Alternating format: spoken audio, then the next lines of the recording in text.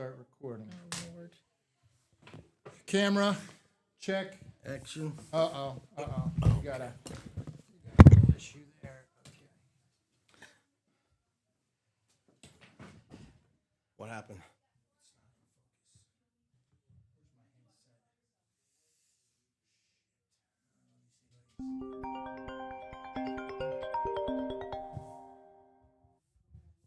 You. What's that? Is that cable in the light? No, It looks like. it's not. Okay. Where do you see it? Can you see I it? don't see it. No, I thought it was. I thought I saw it, but I don't. I can't see. My eyes. What's up, buddy? I get my. Yeah, glasses? I got it set up to load, so I'm good there. Here, I got it. I got my heavy duties. Yeah, everything else is pretty much set except. Yeah, the only thing I gotta do is get Monica zoomed in a little bit better here. Yeah, there we go. All right. Can you move to the other chair for a second?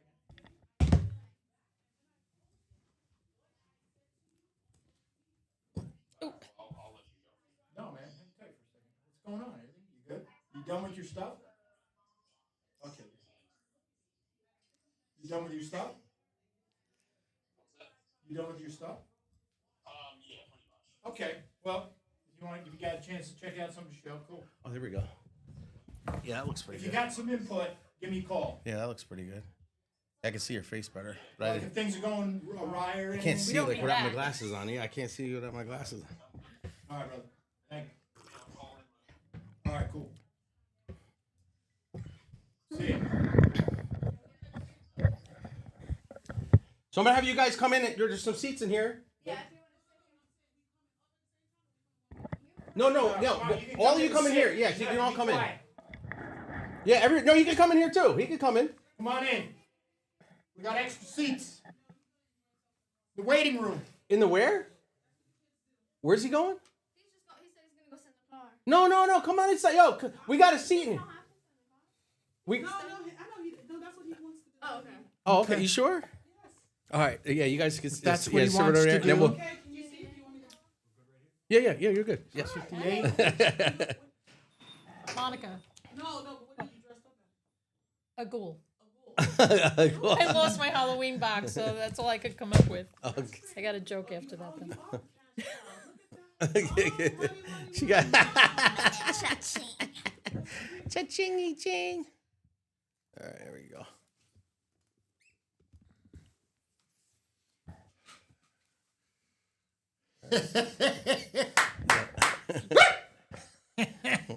Oh my goodness. Now there's a small Preacher window. man. There's a small window between the time I hit the button for the intro because it takes 5 seconds for that to load, and I want to catch the intro from the beginning. So there's a point where we may be on camera still. Right, so we we just could gotta do chill. something silly. Okay. Yeah. Yep. I mean, hey, we're here. Woo. 6:59 and 39. Oh, 6:58 and 39. Yeah. That clock's off. It's like 30 seconds off. Preacher man. I was the son of a preacher man, and I'm in love. Me in love. Everybody, check your headphones, please. Like and your mics to see how we doing on volume and everything. That sounds. Check. Hey, Hello. how's everybody's microphones? Everybody good? Hello. There you Can go. hear me? Okay, we're good.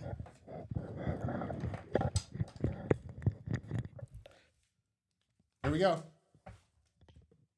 And here we are. As soon as that hits. Where'd you send me that?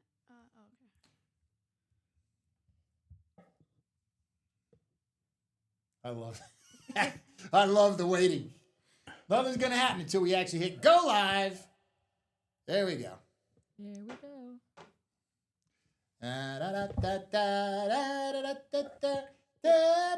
Like a cool cow. So you're Frank, And you're Frank. and together we are, frankly speaking. out the door, bring it open mind. Past the sound bites, truths where we explore. Frankly speaking, that's what this mic is for. Frankly speaking, let's go open the door. Frankly speaking, you can't ask for more. Frankly speaking. Well. Happy Halloween. May God be with you, my son. Father, I have to tell you, I've had a few rough things happen this week. Oh yeah. Yes. Tell me. May I just say that there have been some people that have annoyed me, and I have retaliated in a way that I feel was definitely uncalled for. And I just would ask for forgiveness. What did you do to the people that did this to you? I swore. I swore at them. Oh, verbally? And I swore to God. Okay. And I felt that was just totally inappropriate. So I think that's like 2 Hail Marys, and what else do they do? And I think an act of contrition would also work. how about 2 Hail Marys and a shot of vodka? Okay, thank you. Hello, folks, Christians and all. We're here. We are here, and this is the show. This is the Frankly Speaking. Aren't I Catholic? Who? Am I Catholic? This is I Catholic, don't. I think right? that's Like a priest? definitely no. That's the ecumenical garb that says you're partially crossed, partially red. Like this is solid gold too, baby. Oh, I no doubt. I had my plate out collecting a lot of cash for this one. Yeah. The posse's in town. Frank used to be the plate collector. Oh yeah. We got the cash cow over here, and we got a cash cow. Together we're holy cow. Holy cow! Oh shoot! There's the holy cash cow right there. That's it. Bingy, She got all the cash. Oh my God. And then we got Monica, who is A ghoul. A ghoul. What is a ghoul? I left my sidekick, Gaba. Gaba. Ghoul and Gaba. Goodness gracious. She tried to say it with a straight face. Oh, And I got Fawn. it. Fawn and Gaba are home. Fawn and I'm a Gaga. ghoul. you left Fawn home? God Lord, what's this show gonna be without Get it? it? Is it a he or she? Did you get it? I Like absolutely the did. Italian. You talking about Italian? Yeah, Fawn gabagool, fangool. Oh shoot! I think Oh. of Gaga. I think of a woman in like a meat dress. Hey, hello to our Italian friends out there. Mavarazza di Visciada. You know what I'm saying? So what's going on, Frank? What are we doing here? Well- Are we going to start it with the prayer today? Yes, we always start with the prayer, since you're also dressed in garb. But we I'm not going to say the prayer though. no. Frankie does not. Let's switch over here because now we're going to switch over to see because I'm running behind. We're going to have Monica say the frankly speaking prayer. Oh, we forgot though. I'm Frank, And you're Frank. and we are. Frankly speaking. There we go. Okay, we're catching up. We're finally getting it down to sync. Oh my God. Monica is going to. I like the new cups, by the way. I just had to cut that. It looked beautiful. We got our new cups, so just had to cut that off real quick. Sorry.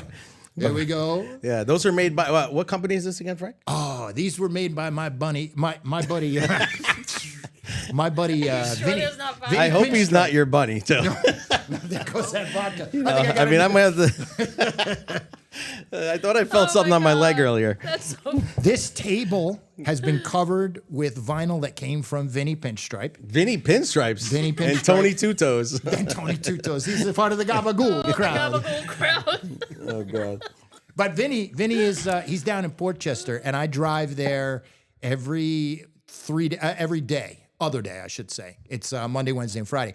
And I have blast. We got a great staff down there. You want to get your trucks wrapped. You want to get, what else do? We do signs. We do trucks. We do embroidery. We do T-shirts. We do advertising specialties. This was a quickie, but we could do other types of decals and all sorts of things. Awesome. So, and I guess we could say that part of this broadcast today is brought to you by Vinny Pinstripe. Vinny you got to meet him Pinstripe. someday. Is that really his name, or is that his like Frankie Flowers? No, his dad. His name is Vincent. Calls it Vincent Chimenti to be official.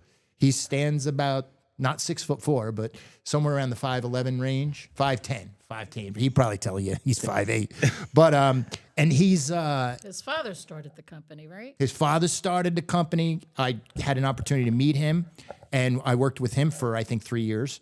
And then he passed away. And then I continued there. Now it's But been he like used 10 to- years. Didn't he do pinstriping by hand? He Absolutely. started- That's like how the my pinstripe dad. came That's in. like Okay. my dad, That yeah. makes sense. So, So what's the it's- company called though? The company is in fact Vinny Pinstripe. Vinny. I love. That's what I thought you were joking. The reason, and you often think about like how do you brand yourself in this day and age? That dude is busier than anybody around, and the name sounds a little silly to a certain extent, and yet, dude, the work that's put out through that place is insane. Well, I know if they got you, Frank, it's got to be good because you've always been really good at signs and letters and great. Come on. I'm just a cog. And you talk about the melting pot. We have a group of people there. There's only 4 people who actually speak American language fluently, and then the rest are from all over the world, mostly Hispanic speaking. And it's like, trying to get a job straight every once in a while is a little you have a trouble. place. Hey, that's totally wrong. Okay, Ice will Maybe be I down at Vinny Pinstripes. Oh, good Lord. I guess we shouldn't have Looking brought for that up. Julio and Xavier. I know, right? That's great. You're out of business on boy. Monday. Well, it was a good run while it lasted. But anyway, Monica. So let's get us started with You this take over. prayer. All right, I like to start the show with an intention. It doesn't necessarily have to be a prayer, but it's an intention, and I use Divine Creator when I address my spirit. So here we go. Divine Creator, help us to be wise in our relationships and mindful of our words and actions. Give us the grace to forgive easily and to encourage one another. Calm our hearts when we feel the urge for conflict, and fill us with a desire for understanding and reconciliation. Help us to see each other through your eyes and replace anger with love and peace. Amen. And so it is. Amen. I've been waiting all week to do that when I got this outfit. Amen. I honestly swear to God, I thought this was like maybe a Jewish outfit, so I was going to get the yarmulke, but I was like, I didn't want to do that with all this stuff going on. There is no I know. Jewish outfit. I don't know that has nothing a about cross. really. Oh my God! There probably is a demonic outfit like that. Oh my God. But it's not the Jewish outfit. I didn't know. I'm not very religious like that, think so I don't know. Ozzy used to wear. But the I was trying to cross make it and so forth. official, so I was like, I was gonna get a yarmulke. I was gonna get like a loud one too. That was Yeah, like, no. wearing The Jewish community doesn't use the cross, but there's a lot of people out there that are in other kinds of communities that desecrate the cross. Oh, okay. Well, And then It there's would a have to whole be group. upside down. There's a whole group of people out there that wear the cross the right way. I Okay. personally think that in the new day and age, that the Trinity should be in the name of the Father, and of the Son, and of the Holy Spirit. Amen. Because the Trinity, going away from The belly button. the remembrance of the cross the way it is, as being a symbol of death. He's risen, based on the Christian religion, and why wouldn't you want to go with a sign that has much more strength in it? And there's no stronger sign than a triangle. that sounds like a valid point, Frank. But I don't think that anybody's going to buy that.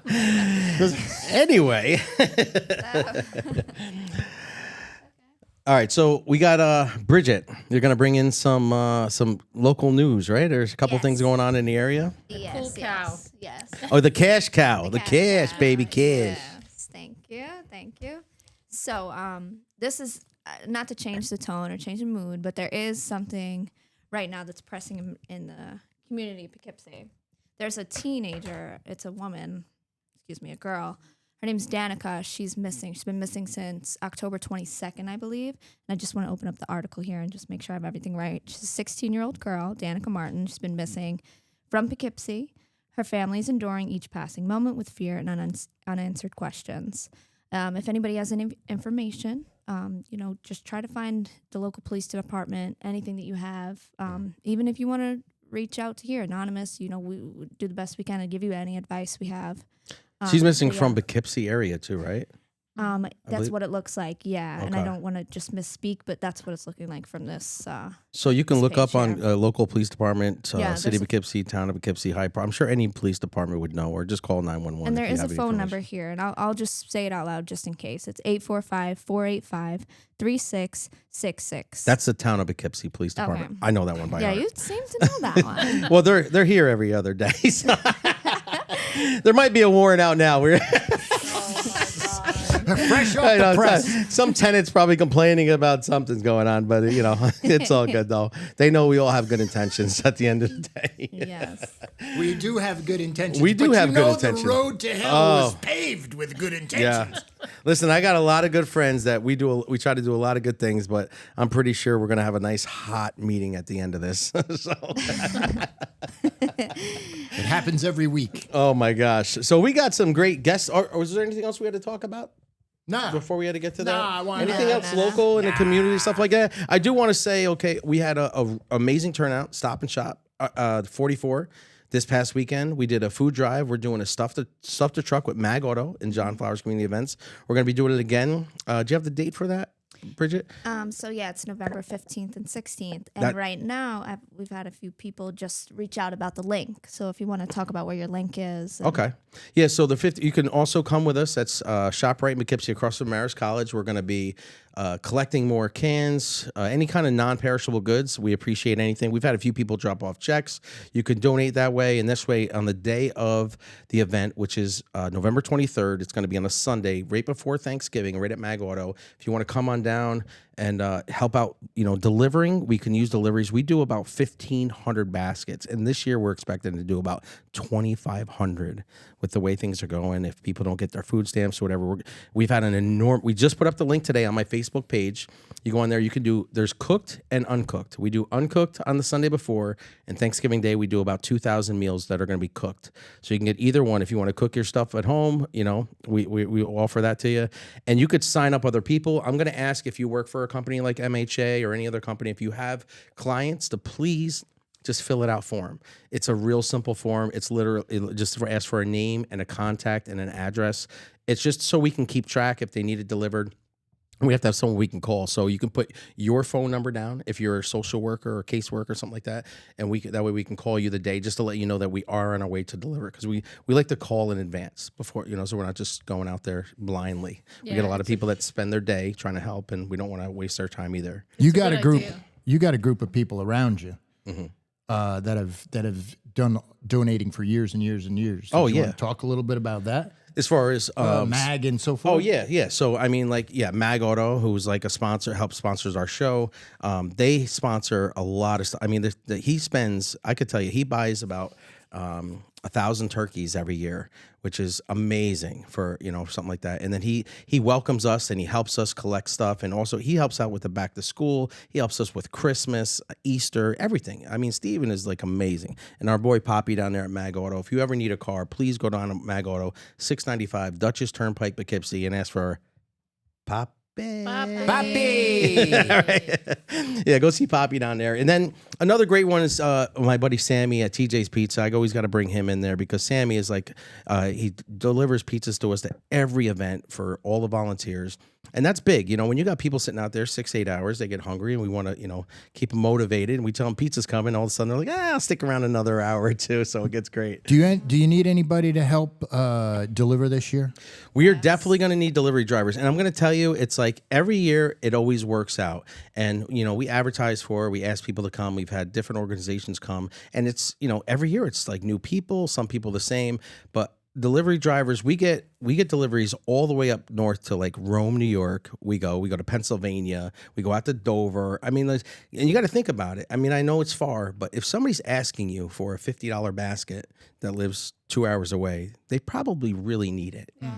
So that's why it's like I really try not to say no. And even if you're out of town, I have friends in other states, so I don't mind if you try to fill out an app, something, and I could try to get somebody that lives near you to do it. I got friends all over the country, and we were able to get Christmas to somebody in Tennessee, Texas, Florida, up in Massachusetts last year. So it was really good. It can't hurt to try. That's what I tell. Just try. I didn't realize you have- went that far. Oh, I'm we go sorry, everywhere. Monica. That's I bad. have to say that the coordination that your volunteers do, It's amazing. it's really top notch. Yeah. Nothing runs like I've never seen anything like it. Well, The way they coordinate people to deliver like within a few miles of the other address, it's just the way it's coordinated. It's really So I Flawless. put that to like I thank Mike for that from Hudson Valley Concierge Service. He's the one that sets up that link, and when he gives it to us, he puts everything in the same area, like zip codes, everything Yeah, like that. it's So all we amazing. got to do is like, okay, you take these 5, and they're next to each other. You take these 6, they're next to each other, and we go through the list and give them out to the door. And then we have, of course, our Paula Steam Virgin. She's like my number one volunteer. She's here now watching the baby as we do this. Shout out to Paula. Paula Steve Virgin. Yeah, a lot of people know she her. heard me. Her husband, Mark, who was a family doctor a long time. I know he's had a lot of guys cough around here, and Is that the kind of doctor he is? he's a family doctor, but he does everything. But I just thought it was funny because after we got to know each other, I'm like the only guy in the one circle of these guys who didn't go to him. I had Dr. Bacciano, and I just thought it was funny if like I would have met him later or met Paula later and be like, "Oh, your husband, we've met before," you know. Absolutely. Yeah, I've been in there a few times getting that, some Yeah. test. The hand signs. Yeah, the we hand got the signs. point. yeah, Seen pee in a plenty- cup. That's okay. But anyway, so are we? We're good, Oh, right? I We got love it, everything. Yeah. Yeah. Did you want to say anything, yeah. or do you want to say something later? I can say something later, but But at the end of the show, I think I'd like you to kind of close out with some of the there's stuff things. going on. How about that wind? Is that crazy that's today? part of what's I going broke on. stuff that I didn't think could be broken. It was I broke crazy. a mirror tonight. You broke a mirror? Oh, Oh boy, the night before Halloween. I know. I don't know if I'm supposed to say Hallows something about Eve, that. you broke a mirror. I think you should give her some Here's your I whole- absolution. don't know. You might need some holy water. Yeah. This is like vodka, though. I think. That's they're- the theme of like the week, mango. though. This I is the theme of the can't weekend. drink. It's just pushing chaos, and this, Right. I could say it now. It's just the whole has to do with the sun. It has to do with 3i Atlas, that object that's coming from outer space into Mm-hmm. our solar system. It's causing a lot of chaos for us, and it's affecting our nervous system. So. There are a few things that I could recommend that you do. We could But do you it should hold now. them till hold those Yeah, to the end. can you of the hold show. it to the we'll end? hold All it right. to the Because I end, think- I'll give I you We think got first some of all, guests here. if We're we have dying to anybody- know what they want to if talk you- about. We got some real important Hold stuff. on, I going need to say something. ahead. If anybody is watching at the end of this show, when they get to that point, they're going to be waiting with bated breath for you. Oh, for Monica. That's absolutely They're correct. great tips. So No, hang on. it's true. In the meanwhile, watch the solar system until she comes back on. No, watch the show. Watch the show. Show. That's right. What? Jeez. All right, so ladies, Monica, we're gonna have you come on this side over here, and Bridget, you're gonna go take Bye-bye. care of our little Yeah. baby. Bye-bye, Bridget. All right, thank you. Enjoy the show, If you don't guys. mind, Yeah, I'll- and Bridget, are you going to be taking some phone calls and if anybody has any questions Yeah, absolutely. we'll And I'll give you keep the on the call. live and comments. on the and comments? stuff. So if you comment, I think Bridget will pop back in at one point. Yes. And then so your questions are important to us, and we'd love to have you come in and ask a couple of things, and then Bridget will come walking in the room and say, "Hey, we have so and so on the line." So what do we have out there anyway? Jacob Michael, Diana Thomas Johnson. Hello. My son, amen. Yeah, Liam, Jeremy Liam, I'll give you a Costa. sign of the cross for My the time. man. Mike, Jennifer and we got all sorts of Burke. people. I don't know if you could scroll up at Jennifer Burke Chapman.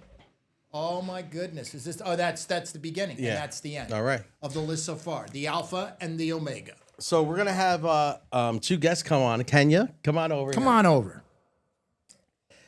And Adam, come on. Yeah, come on the show over here. We're gonna. I'm gonna let you introduce. Okay. Well, These here. So yeah. Throw your headphones on. There you go. That way you can hear it good. It like sounds better too. It's like crisp. So we'll start with Kenya. Let's tell them who you are. My name is Kenya Gadsden. I reside in Fishkill. I am the president of the Dutchess Democratic Women's Caucus that serves across the entire Dutchess County. I'm a member of I Am Beacon. I serve on their board. And I am a community activist along with a public empowerment speaker. Damn, girl, this sounds like a whole lot of important stuff right there, girl. I love it. So tell them how we met. We were just talking about this, how we met. Well, the exciting thing is I just want to say thank you for having me on this show. Of course. And Frankie, like when I met you, I saw on social media that you were the guy to go to distribute food. Okay. And I, at the time, was working at a food pantry. And we were working with a dairy farm. And so we came into a lot of chocolate milk and a lot of white whole milk. A lot. And so it was excessive. So I called him up and I'm like, hi, I'm Kenya Gadsden and I have some milk and I would like to give you. And he was like, milk? And he's like, how much milk? And I said, a lot of milk. I have a lot of milk. And he told me where to drop it. And I was like, and he's like, don't worry. People will come get it. Yeah. And I'm just going to make an announcement. And I made my way with crates and crates of gallon milk. Gallons of it. And I also continued on to bring milk to Natasha Brown. Okay, now yeah, in she's the another community who services the children. And it was a great experience. I love it. And I am somebody who is down with food insecurities and serving that purpose. And Frank, I see from his work, does that as well. So he received me, and then we just became friends. I needed bread. He told me to go behind a school building. He was like, go behind the school building, and then on the wall, there's going to be a bag. And so I said that to my husband, like, we have to go behind the school building. And he said, so who's the person? I said, I don't think there's going to be any people, but I trust Frankie that this bread that we need is going to be there. And sure enough, the bread was there. And that's what's up. Ignited a relationship. But your presence was already felt. I appreciate that. Your work in the community is phenomenal. Carrying on your dad's dream and keeping like the Easter events and all those things to me are very impressive. I think that dads don't always get the light shined on them that they deserve. And I think that you empower father, you empower community. And I say, please continue to do the work that you do to encourage others. And anybody who stands as an obstacle in your path, I will say to you that they're not worthy to be in the ring with you. The key contender doesn't search for those that want to go for them. People that want to be who you are and with you go for you. So stop reaching out and responding to negative things because you're beyond that. I love you for that. I appreciate that. It's like when we're in this line of work, though, and you know it like I do, it's like you see lots of grateful people and happy people. And it's just for some reason, there's always these few people that just have something to say. And it's like, here you are trying to do all this stuff to help these people. We don't even know these people, right? And then you got somebody out there that don't know you talking bad about you. It is heart-wrenching. And it's not me that I'm really that concerned about. I'm more concerned about how you said it, my father, because I have been given a responsibility to carry on what he has started. So I feel like when you're attacking me, you're attacking my entire family, our family's legacy, my children, everything. And it's just, that's where it bothers me. If it was just me personally, I could give a damn. I don't care about those. I don't even know who these people are. They don't know me. They couldn't tell you anything about me, other than the fact that they read something about me and they can judge me. But it hurts when someone, let's say I go out and I'm trying to get a volunteer or someone to donate or helps a family to adopt a family for Christmas, and then they hear this bad story about me. So what happens is in the back of their mind, they're like, oh, wait a minute, I heard this about this guy. You know what? We're just not going to participate in that. So that's not hurting me. But now those kids don't get Christmas or this family don't get food. So that's why I attack back like a pit bull. I don't stop with the social media. I get it to where they end up blocking me. I don't even have to block them by the time we get done. Well, there are times I'm home and I'm like, I'm going to pray right now because, I want Frank to have peace. But what I will tell you is that my mother would always tell me is that you are what you answer to, right? And so, if somebody doesn't call me Kenya, they're not calling me. You feel what I'm saying? Yeah, we were talking about that with that reporter. People on social media don't tag you directly. They're not talking to you. They're talking at the air, right? So I always say that those people are lonely, but only give attention where your attention is needed. Your attention is needed in the community. People I love you, man. People rely on you. I need you. So no negativity could overshadow your good works. But when you allow your energy to be consumed by people who don't value it, then you're wasting your time, and your time is too precious. So just stay on the path you're on. I appreciate it. Thank you And so he didn't much. pay me to say that. This is just from his work. In I'm the just sliding her the cash. Where's that cash from the cash cow? We got yes. cash cow. Come on in here. We need a few hundred for Kenya. She's making me feel really good about myself right now. should. You I want to go should. buy some more turkeys. Listen. So, but you came on today, but you wanted to talk about the importance of voting, right? Yes. With a certain age demographic from like 18 to 30? 25, 25? 30, yes. Because what's going on? Are they not voting? Is that what's happening? So young people are choosing to stand out. Okay. In the specific areas of Beacon and Poughkeepsie. Those are very big cities with a lot of high voting power. That's not exercised. And the possibility is that it's not exercised on both ends of the spectrum, right? Because people always want to classify things versus Republican versus Democrat versus conservative, right? And my interest is just getting them to exercise the right? We all have a story based on who we are as a woman of color. You know, there was rights that had to be obtained for me to have the privilege that I have today. So from that standpoint, I could exercise that to students.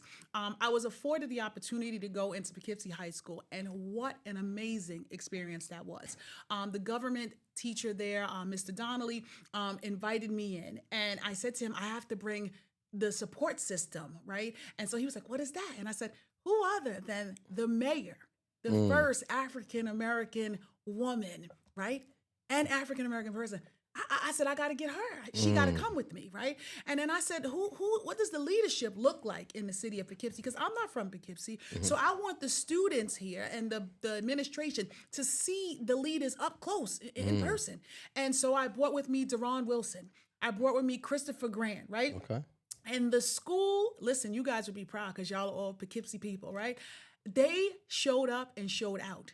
They had that auditorium dressed for an election of a lifetime. I'm talking red, white, and blue all over. I'm talking they pulled out the cadets. I'm talking they sang and marched in. It was an experience like no other in there. When I walked in there, I said, I'm ready to vote right now myself. And so it was exciting. That's but awesome. the good thing was that I had been to the school previously where I spoke with the students, and I brought a speech with me, and I had to put my speech down, because I felt like my speech was not speaking to the emotional bodies that I saw before me. And so I had to reach them where they were, you know, and I prepared myself. I have a 24-year-old, which is my youngest son. I said, like, tell me the language, you know what I'm saying? And so that I can relate to the students, because I want them to hear me and understand me. I want to be on their level, right? And so he said, you know, Ma, you got to start with, you know, then he said, just tell me your opening. And I said, good morning, you know, ladies and gentlemen. And my son said, Ma, no. Nah. Ma, you got to get up there and say, you know, listen, I want to chop it up with you today. And Oh, I said, there you go. So I was like, really? I said, can I use like hand gestures and stuff? And he said, Ma, listen, you got to go into it. He said, you got to motivate them to say, hey, I want to pay attention to her. And so I think I disconnected myself, right? It's all right. Let me get that for you. Technical difficulty. Sorry about that. Pull that cord out a little bit more for I me. was trying. Oh, there Pull we that go. thing right And so I started out, I took my little speech, I put it down, and I said, listen up, people. You know, I want to chop it up today, and I want to see where you at. You know what I'm saying? I said, are we you gonna know what I'm be- saying? Right, are we going to be talking about somebody's drip when we vote for them because of their drip, right? I had to learn this language. Right. So do What you is guys know drip? what drip is what people wear. Like their clothes, right? Oh, I So got my drip dip. there you I go. got my drip on You are too. blessed and highly Maybe favored. got a drip on. Yes. So I had to speak their language. As I was speaking their language, there was some youth in the front who was like, what? Like, what? So I was hitting them hard. Yeah. And then Now they're listening. I left. Yes. I left there like encouraged. So when I went back the second time with the mayor and with Deron Wilson and with Chris Grant, I knew I was standing on solid rock. You That's understand me? what's up. The mayor, you know her. She's your sister. Phenomenal. I mean, delivered a message to those young people that voting is important. Utilize your voice. Stand up for what you believe in. If I believe in it, and I convinced the four of you that are here at this table today, and what I believe, we got 5 people shooting for this one person. But if one of us decides to sit out and think that that's a comfortable space, then we are compromising the space that we could have if we unite on our vote. And so that message followed behind Deron Wilson's message. His messaging is always, if you don't like what it is, are you sick and tired of being sick and tired? That's Fannie Lou Hamer, right? So this is how long generationally we've suffered from not having inspiration and from being sick and tired of being sick and tired. Yeah. So he delivered that message that said, exercise your rights.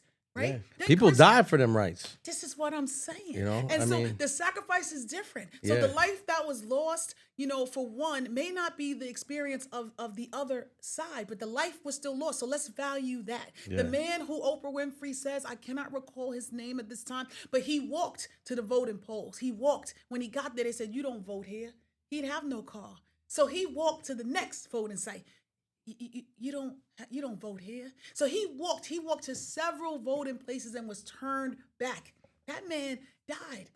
We have the opportunity. These young people have the opportunity to vote for him because he didn't live to be able to vote. So being with them that day with Mayor Flowers and Deron Wilson and Chris Grant and Teresina Brown was also present. Love Teresina. Just to be with them was phenomenal. But I gave them a scenario, and I'll give it to the people watching today. And if you have young people, please let them listen to this. If you had a choice right now to vote for somebody in your school building because they want to give you the lunch of your dreams, and one person says, I'm going with fried chicken and French fries dipped with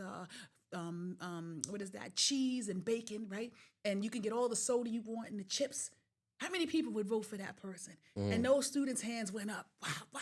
Yeah. Auditorium was full. And then I said, all right, so if you had the chance to vote for the person who says that it's important to get your 8 glasses of water in a day. It's important to eat your vegetables. It's important to have a balanced meal in front of you when you're eating so that you can build a body that's fueled with good things. How many students would vote for that person? Hands went up. Bah, bah, bah.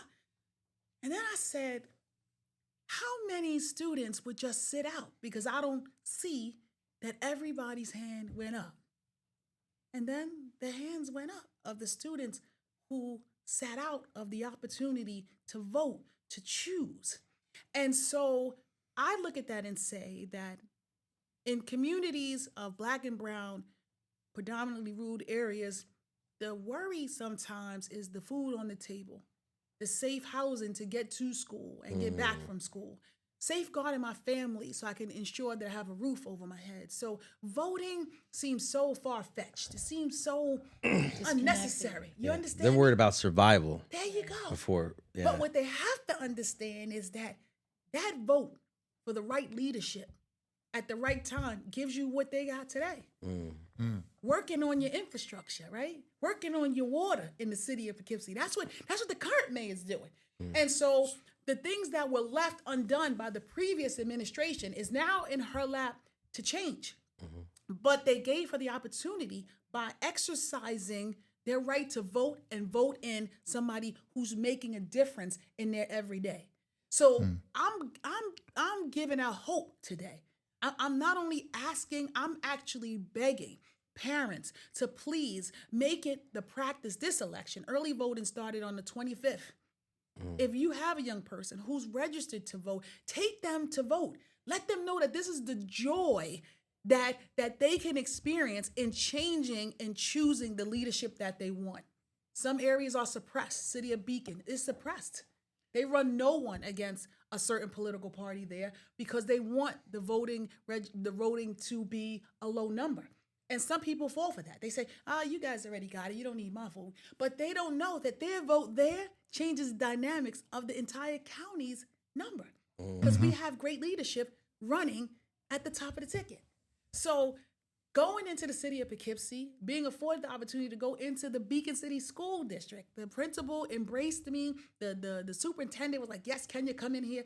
Those kids were coming up to me. And of course I had goodies, I'm not gonna lie. I had cookies and juice and I had all those things because I wanted them to know that I wasn't just there to say to them, like, do this and that's it. I wanted to have a conversation. I wanted them, the 15-year-old said, hey, miss, I get an Oreo cookie. I said, well, how old are you? And he said, I'm 15, miss. I said, okay, well, at 15 and you want something and you're not the age, right? Because I think the age is 16. They said, yeah. I said, what do you do? He said, you ask for it. I said, all right, I'll wait. And the young man said, Miss, can I get an Oreo cookie? I said, sure. I said, but don't go tell all 12 of your 15-year-old friends to come over here because I ain't got 12 more cookies to give away for free. I got to make sure I have it for the guys who are registered. But it created this dialogue. And then students said, well, I need to tell you. I said, no, you don't need to tell me who you're voting for because my goal is not to just empower what my political party looks like. It would be great. My goal is to empower every young person that I come in contact with. And every adult, like the four of you, I'm charging you with whatever young people you know to go out into your community and encourage them to vote and to tell them their voice matters. And so does their vote. What I find is that local candidates aren't getting, people are afraid to vote locally because they don't really know the candidates. All they do is vote either Democrat or Republican. And that's really sometimes not the right thing to do, right? So how do you expose these kids to the candidates? So how do you... So that was my reason for bringing the mayor, right? In the city of Poughkeepsie, it is my dream that you walk in there and Yvonne Flowers' pictures on the wall. You feel what I'm saying? Every child should know that's my mayor, right? And so you have to bring it to them. Student government could bring it to them. I think that the city of Poughkeepsie's school administration embraced the moment. They allowed it to happen. Right. But some people are afraid of that because of political obligations, which do not work with the good of the student. It is just to benefit themselves. Right. And so when I go into school, I say to them, I don't tell the students I'm from the Dutchess Democratic Women's Caucus because I'm not there on a democratic mission. I'm there to just have you register. I've had students say to me, "Oh, I'm a Republican, miss." I'd be like, "Young man, I don't care what you are. Can you just fill out this form because you need to be able to vote for whatever Republican that you want to vote for in the midst." And so you fill out your form. I tell the students, seal it because it's your private business. Just like going into voting booths is your private business, right? Nobody's in there with you. Well, that's admirable. Right. So some people will say to me, "Oh, well, Kenya, I'm a Republican, Kenya, I can't really, vote for you, right?" And it's going to be judgment. And what I say to them is of course you can. When you go into the voting booth, you are alone. You are voting your tomorrow. So if you choose to vote and cast your vote for a tomorrow that is not inclusive of your needs, your dreams, your aspirations, that's on you. What I'm promising you is a tomorrow as that candidate at that time is changed for the better. Is a world like you've never seen it before because I'm not in it for me. Just like you don't do food security for you. I have a question for you. Yes, sir. Because this is getting good. Now, I play the devil's advocate in a lot of cases, but I'm so happy with this story. I like the fact that, as a person in the Democratic Party, you still are keeping it nonpartisan as far as you giving the children the straight scoop, which I think is great.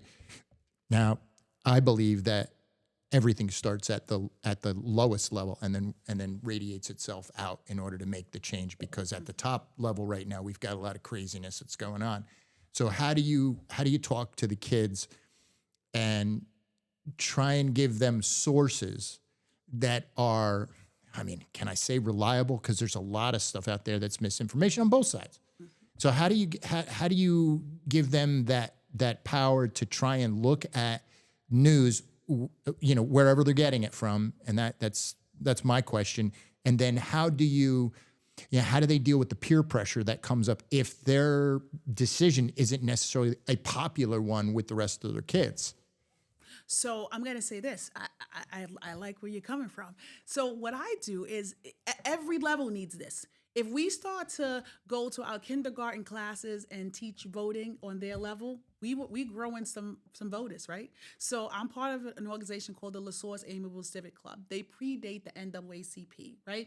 These women are powerful. These women are mighty. And so we're having an event on Saturday. These young people between the ages of 2 and 6 are coming to this event, and they're going to get to vote.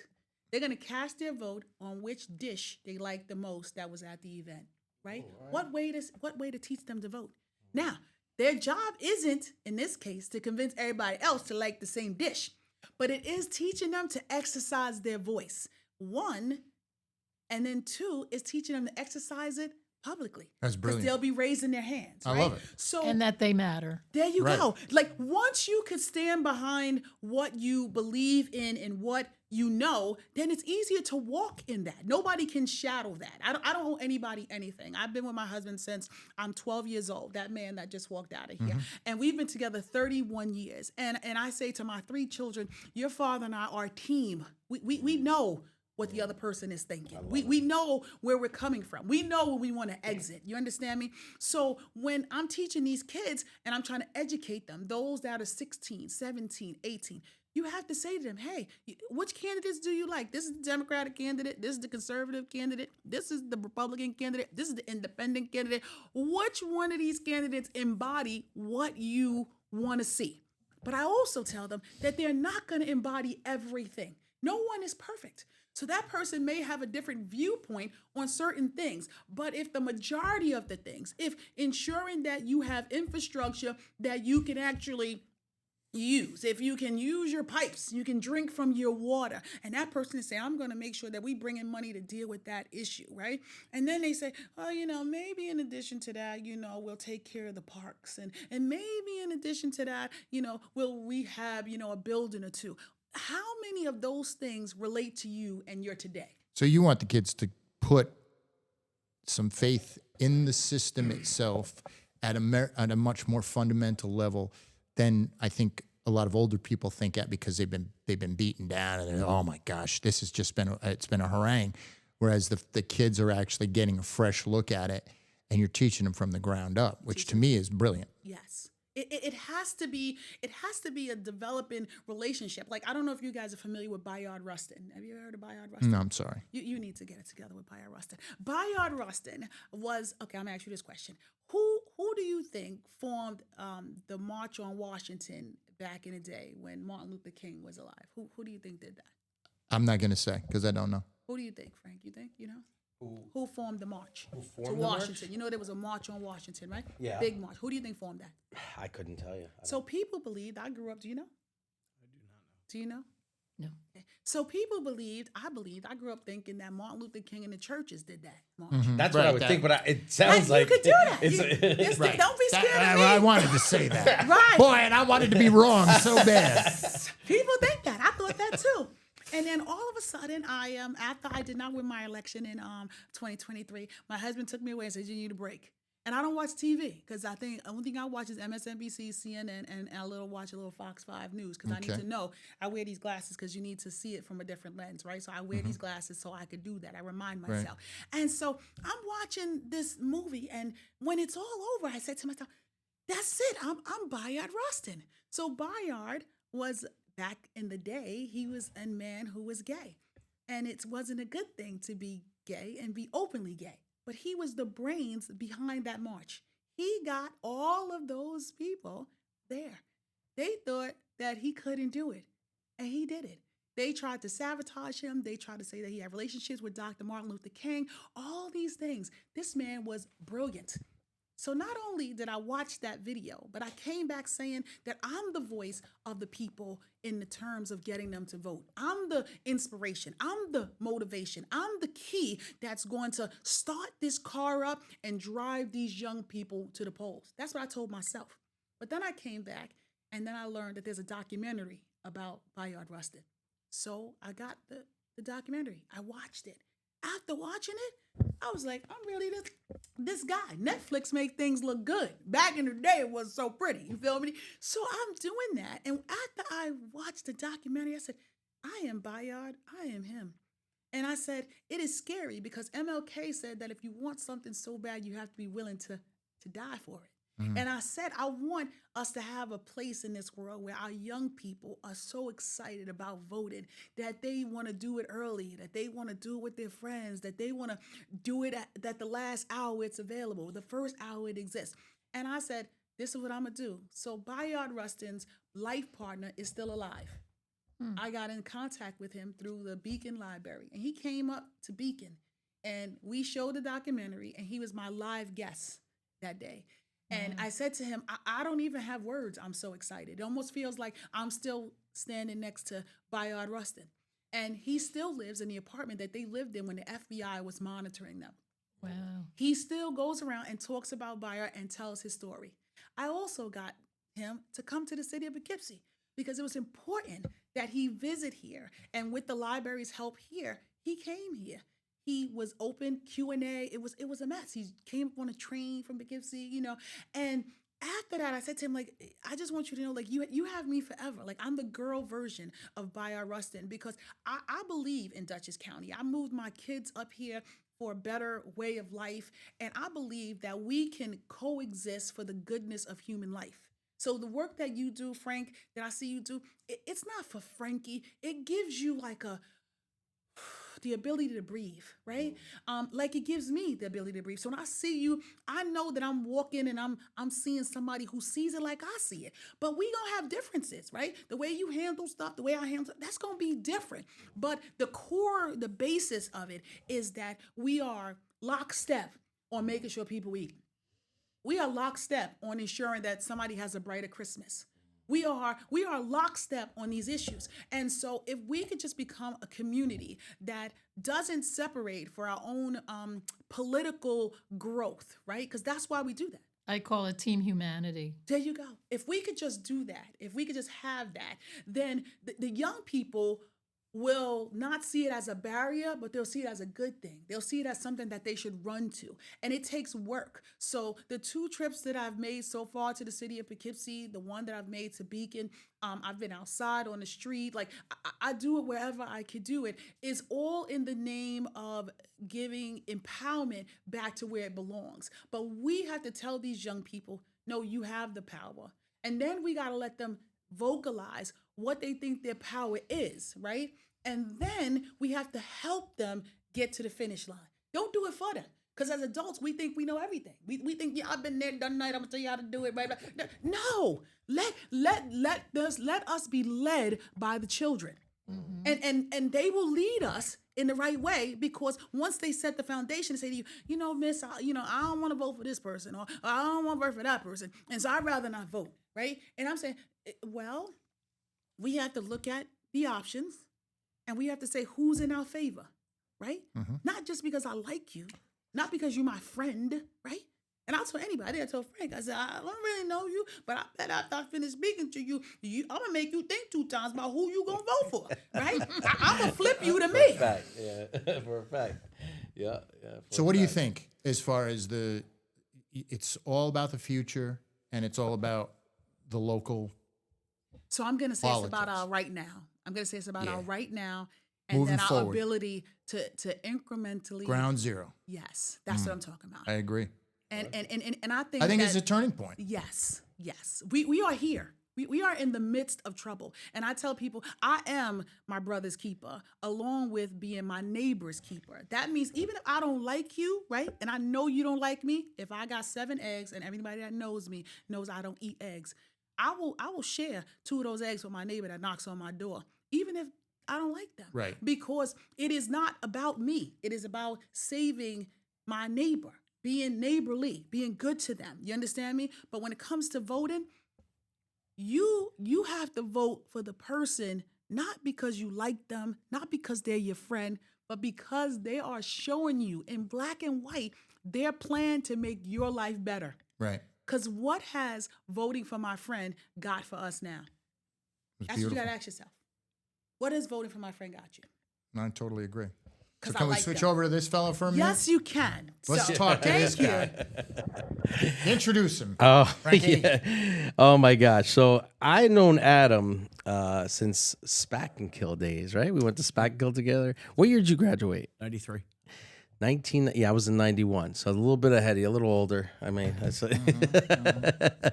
but Adam is, yeah. So we've gone back and forth over the years, running into each other on jobs. And I was on a roofing job one time, I think on Bosie's, and I seen you on one of those excavators, and maybe even out in Beacon or a few other places. But he's always operating machinery. I see him driving trucks around, and always busy, always offering to help me. I will tell you that. I mean, I had that box truck. I used to be out there driving around dropping off food, and the bumper fell off the back.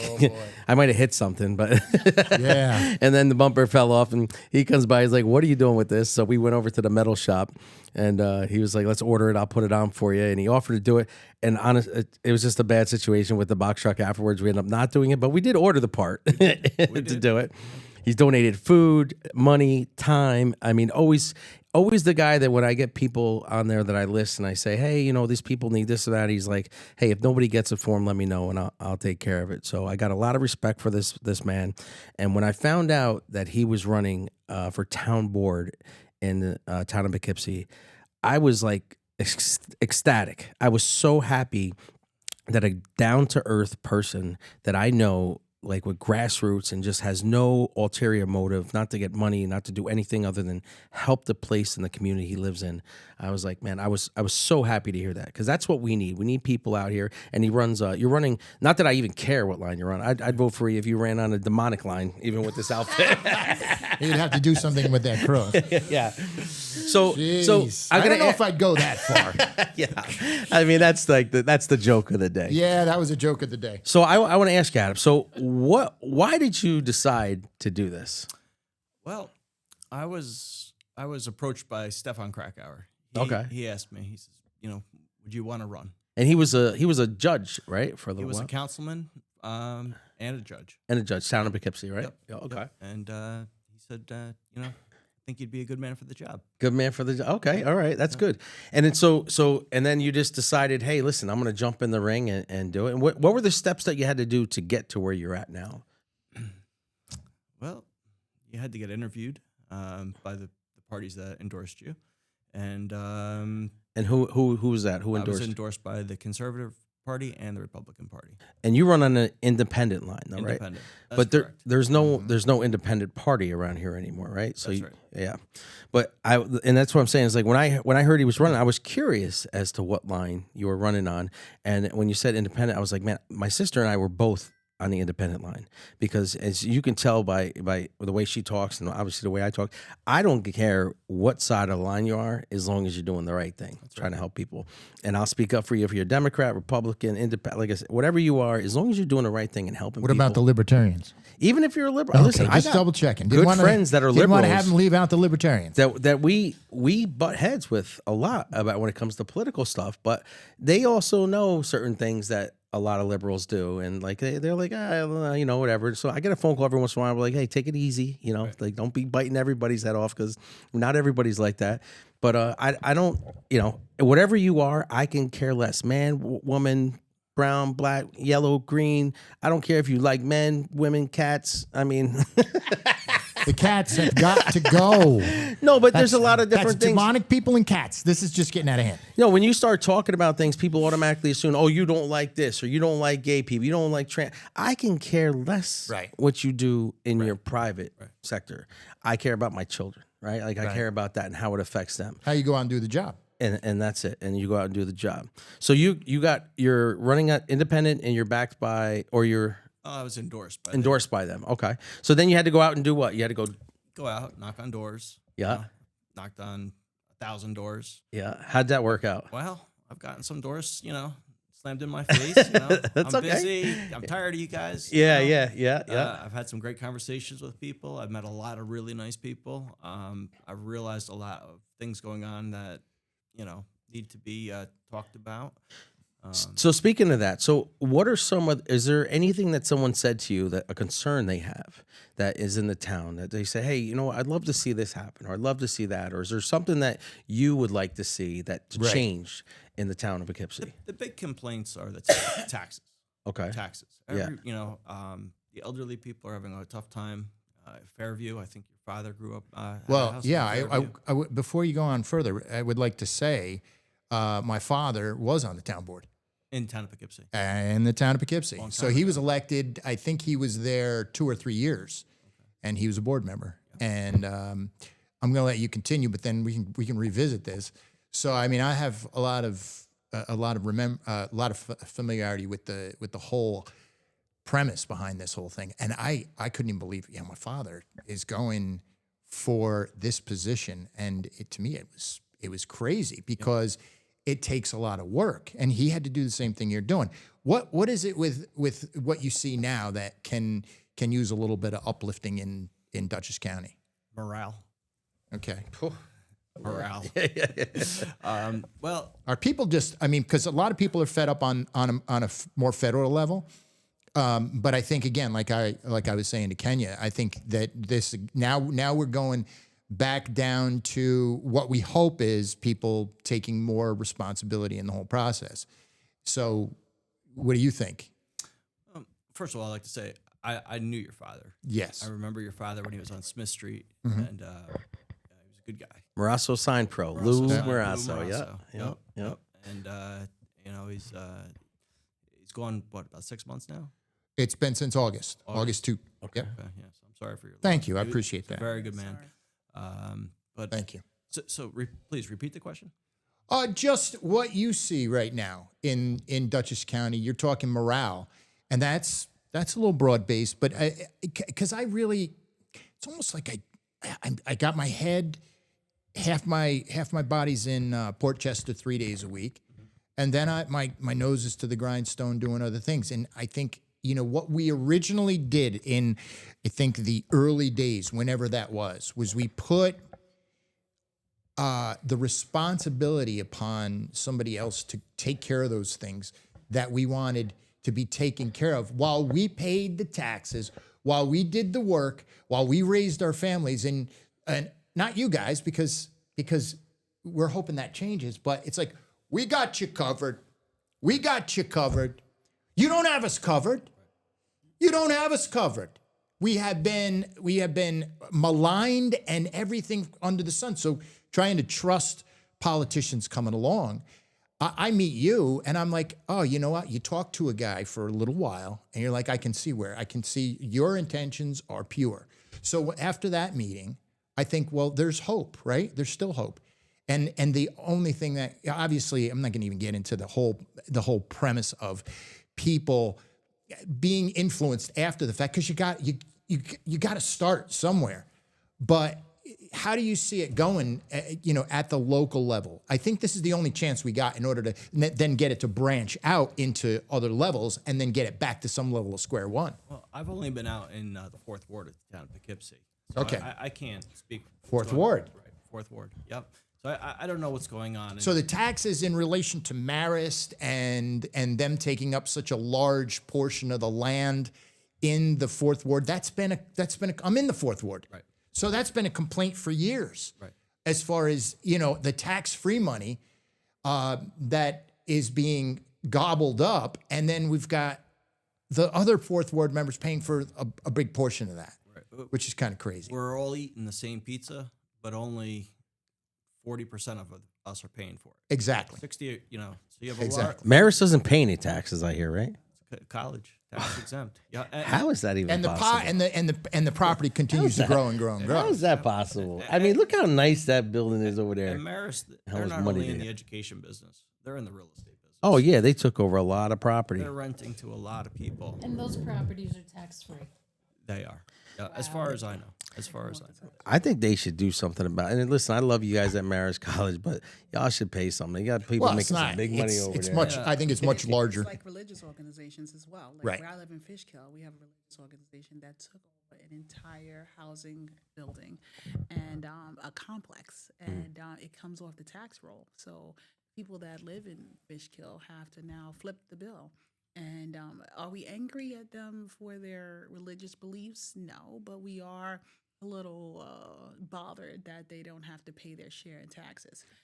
But there are bigger fish, to fry. There's, the beautification of parks, keeping the parks accessible, right? Keeping them beautified, right? And just making sure, again, like I can go for water and infrastructure because we are firm believers. When I served on the town board in Fishkill, we want to make sure we took care of our water, the aquifer. The current supervisor there made sure that was like a focal point, for us. And, I think that those are the challenges that you face as a candidate because you are inheriting what somebody else did, right? So you seem like, I think you used the word hope, right? Like I see hope in this guy. This guy probably could make a change. But the reality is that you could only change it once you get in and you are afforded the opportunity to do the work, right? So there's those challenges within Right. once you, if and when you get in. But before that, the people have hope in you because the other people have failed. But then we go back to people continuing to vote for their friend and the person that I like. And so if they're not doing a job, you go in that voting booth and remind you again by yourself. Yeah. And you don't got to share your vote because it's private. Right. And Exactly. you can confidently say that. You see that? Like, I'm sorry, I feel uncomfortable sharing my vote. Yeah. The reason why I love him so much as far as like taking this role though is because it reminds me of my sister Yvonne. Now here it is. Yvonne was not supposed to be in politics. She was like, she thought my father was crazy. He was like, no. And the only reason why I think she really ran for mayor was because I said I was going to do it. And she's like, well, you got a couple things going on right now, so She saved the city. I mean, there was they were sending out like flyers with my name on it saying want this guy running, and I wasn't even running. I was like, what in the heck kind of crap is this? Thank God she Frankie won for by a mayor. landslide. Yeah, she won by a landslide because I'm so thankful that people see through the baloney. And wasn't she? Sorry for interrupting you. Wasn't she invited to Washington D.C.? Yeah, She- she went with Congressman Ryan. Yeah, she went. Yep, Congressman Ryan. Yeah, I saw the picture actually in her office just recently. That's great. But yeah, she went to Washington D.C. She's made a couple trips to a few different places with a few different public officials and other politicians. But she's doing a great job. But like I said, she had no intention of being in a political race or any kind of party or anything like that. And she did. She ran for council because she lived over on Lent Street in Poughkeepsie. And I mean, in the 5th Ward, and which is the toughest ward in Poughkeepsie, real tough area. And we even talked about like her moving out after she became mayor. She's like, nah, this is where I'm from. I ain't trying to change nothing. You know, a lot of people, it is what it is. I was like, it's like, why don't we just take you to go down in the river, those nice apartments down there, you relax, rent the house out. She's like, no, these are the people who got me here. Right. And I respected that so much because I seen it was a struggle even winning that position, like because the friend thing, she was running against, I think it was Ann Perry was at the time. And I had nothing against Ann Perry, but like when Ann Perry had won, I was always wondering, like, man, what's she actually doing out here? Because I knew what Yvonne was doing. Yvonne was like out every day. That's only like a part-time job. They pay them like $10,000 a year for a councilman. It's nothing. Right. So you're getting, $700-800 a month, which, you're out there, you get people knocking on your door at night, calling you. You're trying to handle all these different things. Yep. It's not a high-paying job. So you really got to have your heart into it. I always thought, honestly, they should pay those people a little bit more, and then you'd have more of a incentive to say it. Like all of a sudden that job's like $40,000-50,000 a year. And like someone saying, man, I can make that on a side gig. Yeah. Like, man, I think it's better though that they get paid less because then you really know the true people that are wanting to do the job. Yeah. If you might get some opportunists that says, it's a good job. I can, get in there, make some money. Yeah. Well, so if you have money, that's good. But I'm just saying, like, so I had a friend Roderick. He's an attorney. Black man, lives in the 1st or 2nd ward over there, but near off of Tubman or Eastman or something like that. It's right by the park. It's city, yeah. But in the city of Poughkeepsie, and he was an attorney for the government, and I kept begging him. I'm like, he is so intelligent, such a good, like, powerful man, and he's so smart, and he's very reserved, and he's not, he doesn't yell, he doesn't get angry, and he's just like, but he knows the facts and he knows the laws, and he helped me with so many different things. I'm like, bro, why don't you get on the board? Like, just please, because he was complaining. He owns apartment buildings, and he was saying that he was having all the hard time with the building department, and everything else. I was like, get on the board. We could change that. So they stopped giving people a problem. He's like, I ain't got time for that, man. But I was like, yo, if I throw you 50,000, you go get that one. That's where I was just saying that. But I understand your point of view 100%, and I get it. It's just that I'm thinking, I'm like, I've seen over the years where I've been to council meetings, and I've seen some people up there, and I'm not talking about the town, in the city, where I'm just like, damn, these people running the city? Like, this is insane. This is great. And it's like somebody's friends. I'm like, man, they're literally controlling the city. They had a big project on that waterfront and shut down, and through all this paperwork and litigation through these people, they're just like, finally, they were about to invest millions of dollars. And they were just like, you know what? I'm done with this. I ain't dealing with this no more. Yeah, no, there's a lot of controversy going on at the waterfront. Yeah. So in the town, though, is there anything that you see? So you said the taxes, right? So that seems to be a thing. But like in your ward, what is there something that we can figure out, like to improve or? It's a challenging ward because of the Fairview fire tax, and the Fairview Fire Department's great, excellent. They Facts. yeah, excellent. I had a close friend that was sick. He had a stroke. Picked up the phone. Those guys were at the door as soon as I put the phone down. Yeah, Terrific fire department. that's awesome. you know. Okay. But and so they're doing their job, and the fire tax is high because of, well, you had the state hospital grounds, you had St. Francis Hospitals in that ward, you have Marist College in that ward, so And none of them paying taxes. I do believe Marist does supplement somehow. Oh, they do. Okay. I was just curious. I've heard. Yeah, I think they pay back Yeah. something, and it's Yeah, not maybe they it's buy not a fair to me fire for truck, just to say so, that, but yeah. yes. Yep, I think that they've contributed somehow.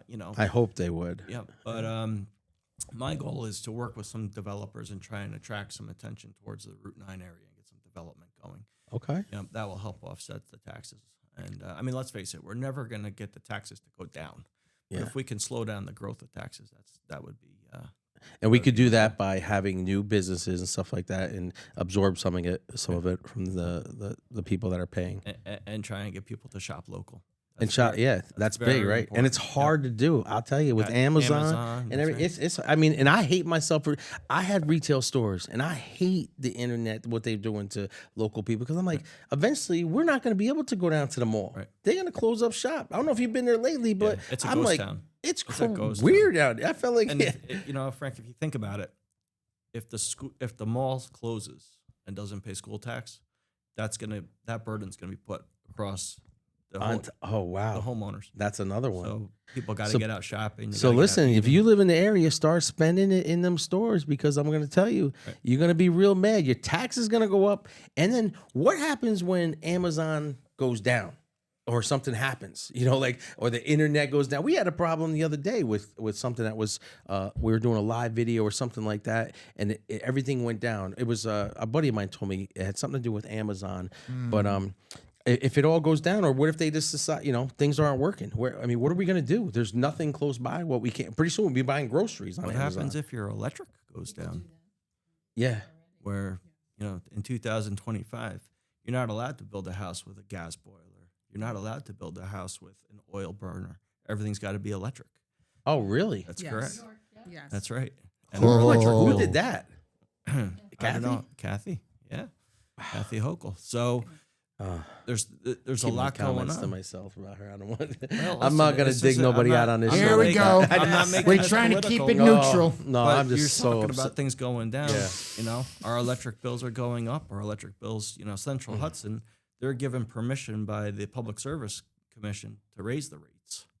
So it's not. Yeah, I thought once we put all those new light bulbs in our everything was supposed to go down. Everything's high efficiency. The and windmills. It's like 4 times the amount. Well, I think when you're governed by one, it's like Con Edison, right? When you're governed by only one, you get your service from only one place. There is no shop around, right? Right. Yeah, we and can't call nobody else but Central right, Hudson. And so Right. that's why Central Hudson it has the ability to do what it does. If it pulls back, then we're all without whatever our needs are to fuel our homes. So that becomes, one area of concern. Concern, yeah, because Yeah. it's not an excuse. No, it it's shouldn't be an excuse for them to gouge. Right. And we often talk about it, and then everybody's like, absolutely, right on. And then all of a sudden, it's like it goes by the wayside because it's that whole distraction thing. Let that me takes correct place. myself. I said in 2025. It's 2026 when that law takes effect. We're all homes. Okay, yeah, cannot but be- it's no but fossil ultimately fuels. that's coming. Yeah, it's Yeah. crazy. Yeah. So what happens if you're selling a house with oil heat? Oh no, your grandfather did. Yeah. If Right. if it's a house that has gas or It's new oil, build. Anything that's built. Any new build. anything new Right. from Yeah, new build. January 1st, 2026 and on is going to be 100% electric. So we're becoming more and more dependent on the grid, and you can have an alternative source of heat, maybe a wood stove. I'm not sure, but I don't know about you guys. I don't want to be splitting wood. Yeah. Right. Well, it's like the shopping. I just want to go back to your shopping, like having access to these places like Amazon and Uber Eats and all those things. Right, we're an instant gratification world. That's what we've become, right? That sums it and up. So as you see it, bam, you can order it, bam, it could be there in 20 minutes, and you're like, wow, where is this coming from? And so again, that's another reason why, if I can have access to the things that I want that meet my immediate needs, why am I stretching my hand out to make sure that everybody else has what they need from that pot over there? But again, it is not about sense. keeping yourself. It really is about keeping your neighbor. Keeping your neighbor good. If you think of it from that sense, everything you do will be different. You will walk differently. You will drink differently. And we got to be scared right now. People shouldn't. I'm looking forward to not shopping. You said go out and shop. You need to be a motivational speaker. I am a motivational She speaker. is. Yeah, I mean, but like, no, at my house No, every you morning. shouldn't. I My told mother you. used to. My mother I'm used talking to like I say need that. you in the morning first thing because I'll be at the Shoulda, gym woulda, every coulda. day. I'll be trying to change I the told you, I world. said, Frank, We need call me if Monica's you prayer need in the me. morning too. That's Yes. absolutely the two of them correct. together. I love Right. it. Well, when people can see your heart, it's a good thing. So I always say, I tell people like Congressman Ryan, who I do a lot of work with. I love him. I value what he does. And I'll say to him, I can see your heart, And then I said, you have a good heart. And I said, when you have a good heart, nothing can stop you when you have a good heart, because people are not looking at you for the flesh that you are. They just see the heart that's moving, and in your heart is your actions throughout your community and the people you interact with. Right. So, have a lot of good people.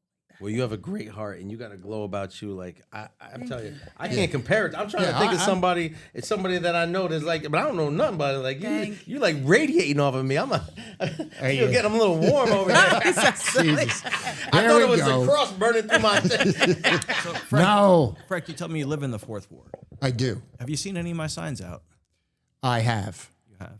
I I have. think I have one on each side of your house. You very well may. you know Tom? Not Tommy. Gannon. Yes. Yeah, Yep. the Gannons. Yep. I do. Yeah, Tommy was dad. Yeah, Right. My father, when he was in the whole business of the 4th Ward Council, he was the one thing that and I back then. The party was pretty much the party, and I think that the Republicans at the time had Majority. the majority, Yeah. right? So What year was that? In the 80s? yeah, you couldn't. I mean, you could. We'd have to go back and look at a calendar because I couldn't tell you. Gotcha. But if you said, yeah, probably the 80s. Okay. And he ran into a lot of situations where he didn't want to vote party line because the guy wants some addition on his house, and it was fine.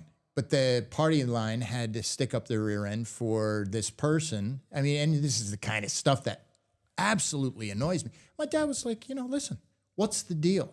What's the deal? We're just looking at this factual information, and but ultimately that was, so we hope that you, and that's why I said earlier, having been involved in it, it's nice if you can stay clear. But as an independent, I love the fact that it's kind of where I've stayed nonpartisan for years and years and years. I voted certain ways, obviously, and that's the way it goes. But ultimately, standing in that place, to me, it doesn't make sense to go either way, right or left, and stand there and say, this is, because there's a lot of things on both sides that have merit. And it seems like, it's not about being in the middle and straddling a fence. It's about, well, hey, I've got a lot to choose from here, and I got a lot to choose from here. And then there's some crazies over here, and there's some crazies over there. And that's the way I see it. We're talking about parks and potholes. And, Right. Yeah, True. yeah. You don't need to be Not a on a large Republican or a scale. Democrat. But back in those days, oh my God, there was scandals back then. It was God. crazy. People I know what I'm murdered. talking about. Yeah, it was Oh, a lot of stuff going on. Yeah, back yeah. then. It was like a little Peyton place going on at the time. Poughkeepsie So- Files. Yeah. What are we doing? Are we saying so long? Are we going to just keep talking, or what are we going to do? Well, I just wanted, so if there's something you want to wrap it Yeah. up with, I'm just happy to be here, Frank. I love it. It's great to see you. I appreciate you calling me up, having me come over tonight. And, I just think it's great. I wanted everybody to actually get to know you and realize that it's like here, he's not a politician. He's just an average guy, a working man that wants to help his community. That's it. He's got no motives or anything like that. He's not trying to use this to get to the next level. He just wants to get in and try to help and make a difference. And I respect you a lot for doing that, because I was going to try to run for council. I just didn't have the time. I mean, I want to get out. I wanted to get on there to help my sister, but I also didn't want them being like, oh, now look, It's a job. Now it's like I forget what they call that. Family affairs. We'll have my other sister run for the 4th ward, the whole Flowers family. But listen, I tell you, it's like I will have the best interest, for you more than for me. Like I like about everybody, and that's why I really like that independent line, and I've always been on that myself until I went Democratic.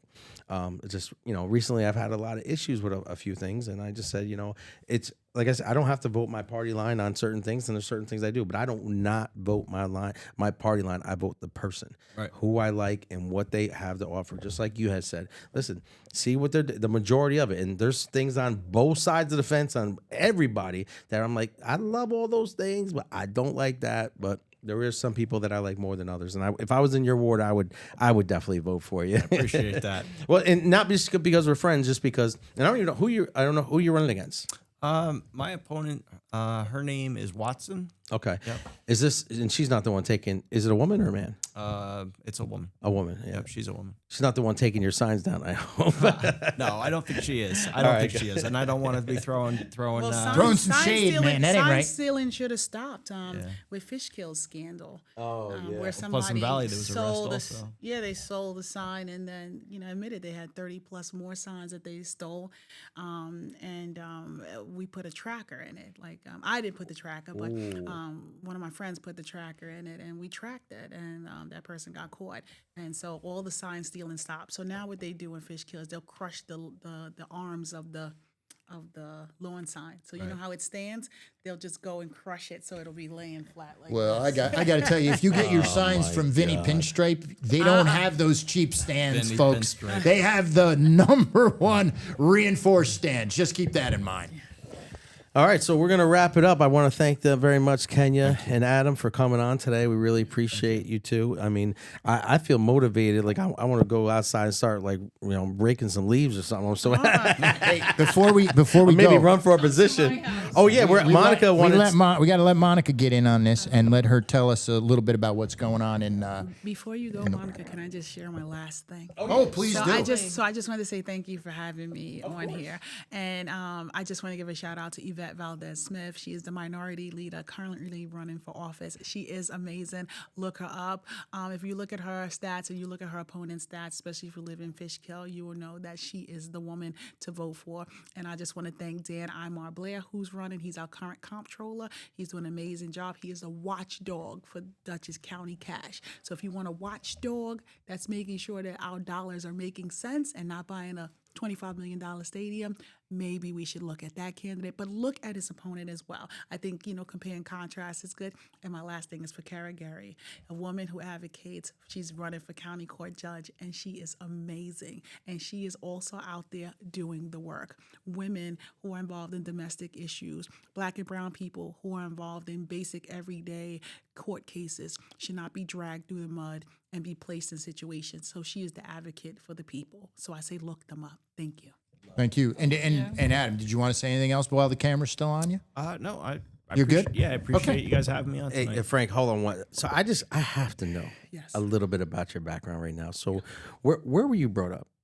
So I grew up in the South Bronx. The South Bronx. Mother and father involved? Mother and father. Mother and father involved. Sandra Hendrickson and George Hendrickson. And did you go to college? I went to college. I have a bachelor's degree in human services. I worked with adults with developmental disabilities for 31 and a half years. Like I said, I'm married to my childhood sweetheart, Bernard. So we've been married for 31 years. Wow. And so I'm committed. I'm committed I to love him. it. He's committed to me. I have 3 grandchildren now. So I'm a nana's, not a grandma. It's just because the way you speak and the way you come across and like your energy and your vibe and like I'm sure you all can feel it here, but it's Affirmative. It's just something that like this is what I want every Black woman to become in this world. I'm not even kidding. Like I have all my sisters and everything else, and we everybody has their personality and stuff like that. But you give me so much hope for Black women in this world because I've grew up and I'm gonna tell you, it's like I've dated, a lot of different people, mostly white women, and I don't want to turn this into a racial thing, but I just want to say it because I remember thinking as a child, like, man, these girls they can do their hair, they don't talk good. Like, I'm like, man, I went to Atlanta. And I remember seeing all these black women looking beautiful, fine as can be. And they were all with NFL players and all the, and everything else. And I said, where did y'all come from? They said, well, we're from Atlanta. You need to come to Atlanta if you want to find that. I was like, man, because I was like, dag, man. And I'm not trying to knock women in the area, stuff like that. And I'm hoping you all come up. But I'm just saying, man, learn to speak well. Learn to dress well. Like even the purple in the glasses got me like. Purple is I am the Dutchess Democratic Women's Caucus. So purple is our color. I love it. Source, and purple is our color. Yeah. And like I said, these are my glasses. I want to see things through a different lens. So I want to see how you see it, so that I can see how I see it, and together we probably can meet in the middle. That's what I'm awesome. saying? And So the one I'm thing getting that the you picture said- that you read through the waves. You're reading between the waves when you watch TV. You're not just sitting there buying everything that anybody's Well, saying. that's why I said I watch Yeah, CNN, MSNBC, exactly. and Fox 5 News. Right, Right, right. You have to know what the other side is thinking in order to move accordingly. Right. You have Yeah. to do that. What I will say to you is that I say that every encounter that I have gives me the opportunity to keep on moving. And so one of the things that you said, there's always somebody in the group that says it to me that reaffirms that I'm doing the right thing, is I don't want you just to hear me today say that voting is important. Young people need to get involved, grab some up and teach them and grow them up. I want you to feel what I'm saying. So if in this conversation today you have felt me in any kind no of way, doubt. then I'm No going to doubt. tell you that I've done my job today, and I know that I've grown for other people that are going to go out there and take some young people by the hand and bless them. Bless them by giving them the door to the key to voting, which will change their life. We need a lot You more got me- Kenya you got Gadsdens me out from- here. So yeah, we do. From a point where I don't know you, right? And then you come in and I had my reservations. I'm like, wow, she's going to talk about kids and how kids are going to get voting, and I'm hoping she's not partisan, blah blah blah. Then you start talking, and so for me, I felt her right away, and I said, hope for me is it's a word I don't use often, and I don't use it lightly because hope to me sounds a little wishy-washy. But to use that, for me to use the word, it gives me that warm, fuzzy feeling inside. So I do have to say I usually that. wear my hope bracelet. Yeah. Because hope is like faith, right? Right. It's like having something that you really I want to believe it is, but will it come through? But Right. once you believe that hope is real, it's real. Well, I got a saying It's called real. knowing is beyond belief, and that's Yes. where you go. That's where you're going. Yes, Because I feel absolutely. that's what you have, and you're already on a mission, and it's regardless of what's happening around you, you're taking that mission to another level. Absolutely. So I totally agree with Yeah, that. I know what my steps are. They've been ordered, and I'm willing to walk in that, regardless of what it makes me. That's why I said to Frankie, where I live at, the trees fall down and block the roads. You sure this is still on? And he said, "Wow." You know what I'm saying? See you at 6:30. And so, I said, we're gonna have faith. We're gonna believe that we're gonna have traveling. I would have mercy. came and got you with the Jeep. I would have Right. got you. Traveling mercy, I was but like, gotta have we're you. going to do this because the young people, if I could get them moving, there's already the older generation already moving, right? So we just need to move them. And it doesn't matter what your party is. And Right. the last thing I'll say is your vote is your business. You express it when you feel like you want to defend it. Right. But know that it is not something that you have to defend.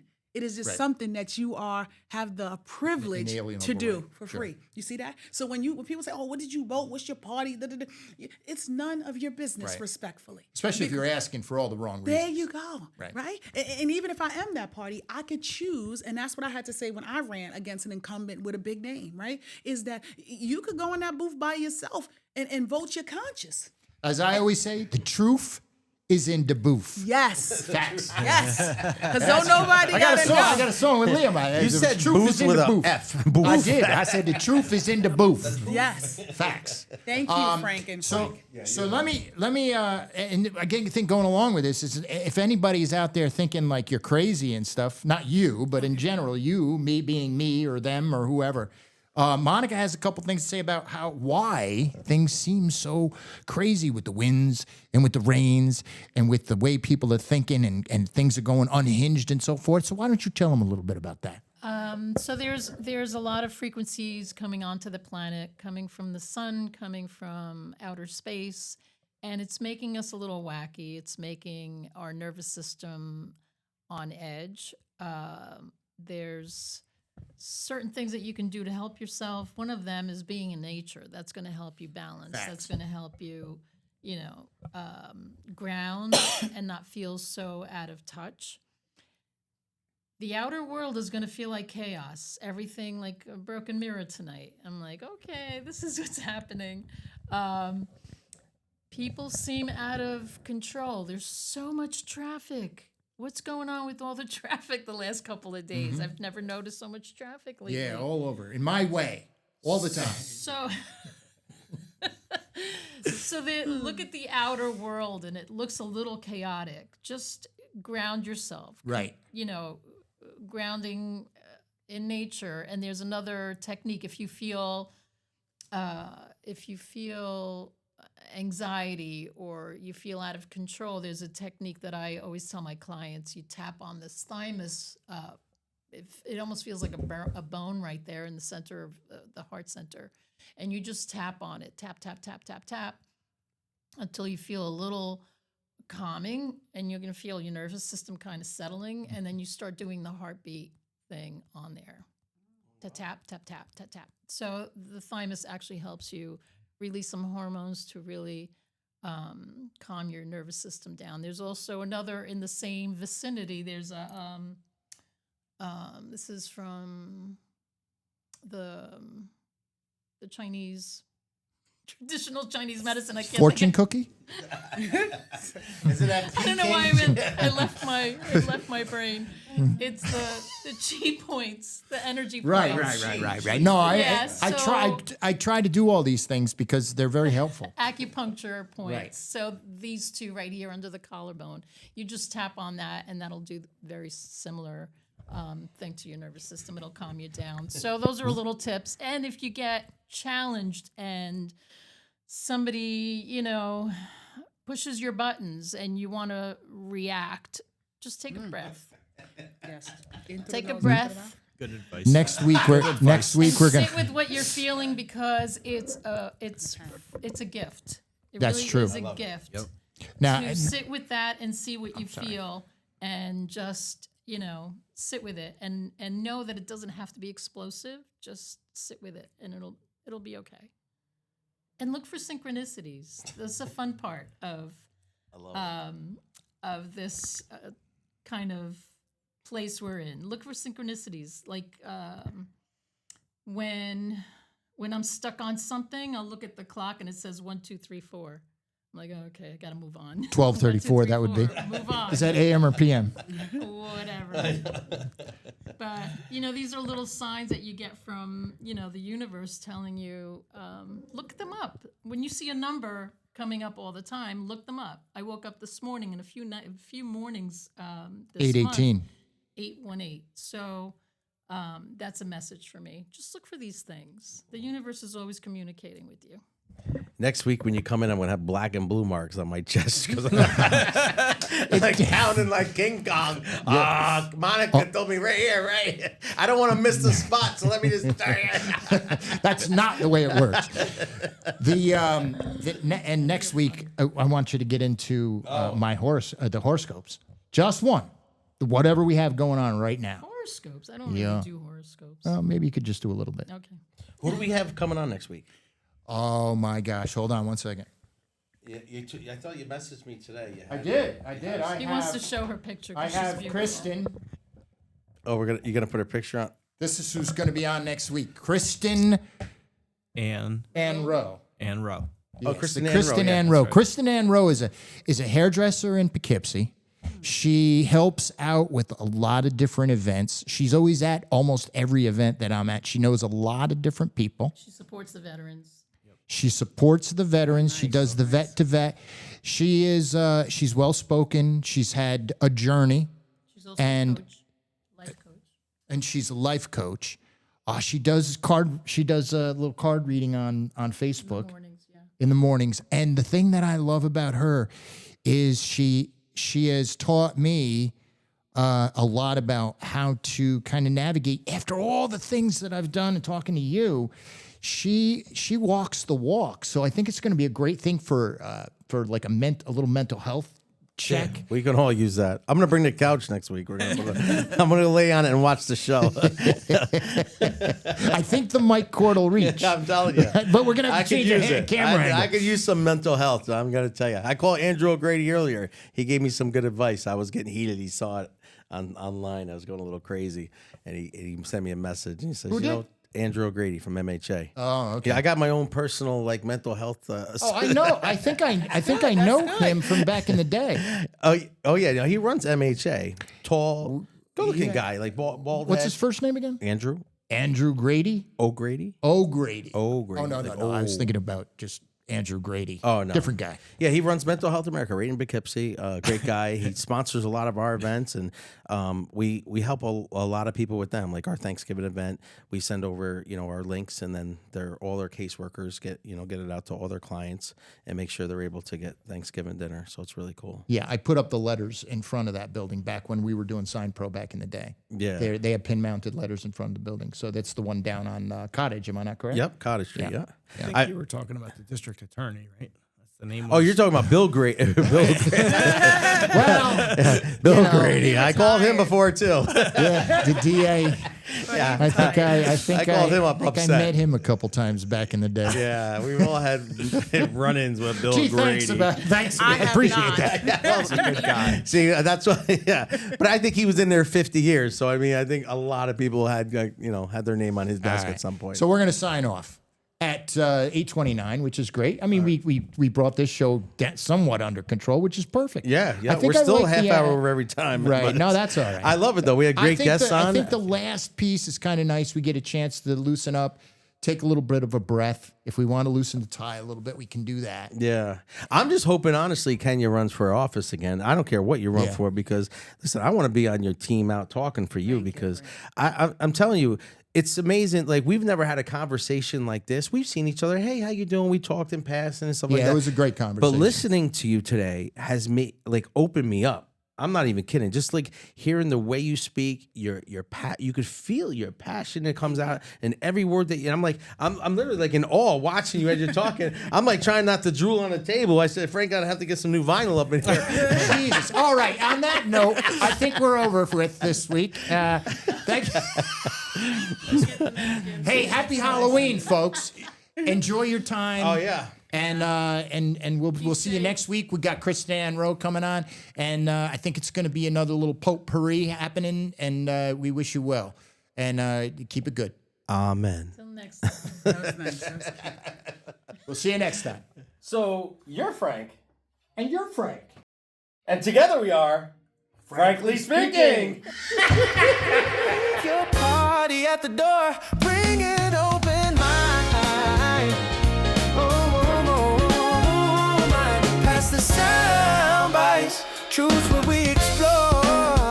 Frankly speaking, that's what this mic is for. Frankly speaking, let's go open the door. Frankly speaking, you can't ask for more. Frankly speaking.